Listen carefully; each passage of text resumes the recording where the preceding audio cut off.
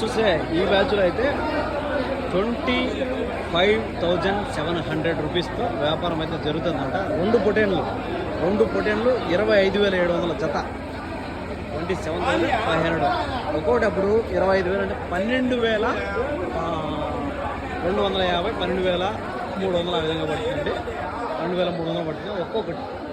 So ఒక్కోటి ఎన్ని కిలోలు పడుతుంది? 12,000కి మనకు ఎన్ని కిలోలు పడుతుంది అంటే ఒకటి 17 కిలోల నుంచి 18 కిలోల మీట్ పర్పస్ పడుతుంది.